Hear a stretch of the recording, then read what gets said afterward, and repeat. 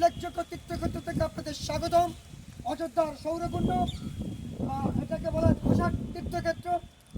এটা প্রাচীন কুণ্ড, রামায়ণের সঙ্গে সম্পর্কিত। কথিত আছে রামচন্দ্রের যখন রাজ্যাভিষেক হয় তখন সূর্য দেবতা রথ করে আসেন, রথ এখানে থামে, আর পরবর্তীকালে রামের বংশধর সূর্যবংশীয় রাজা দর্শন এটা স্থাপন করেন। রামের সঙ্গে এটা, রাম এবং সূর্যের সঙ্গে সম্পর্কিত এটা উল্লেখযোগ্য তীর্থক্ষেত্র। জলে স্নান করলে অনেক রোগ নিরাময় হয়। কথিত আছে ঋষি চরক স্নান করে কুষ্ঠরোগ থেকে মুক্তি লাভ করেন। বিখ্যাত জায়গা, আর এই সুন্দর জায়গা আমি ঘুরে ঘুরে দেখছি। এটা একটি লাইট শো হয় এই প্রাচীন শহরের সূর্য কুণ্ড বিখ্যাত। আর রাম মন্দির যেটা হয়, এদের এখান থেকেই তার নিদর্শন নিয়েছিল, ছবিগুলো, মূর্তিগুলো।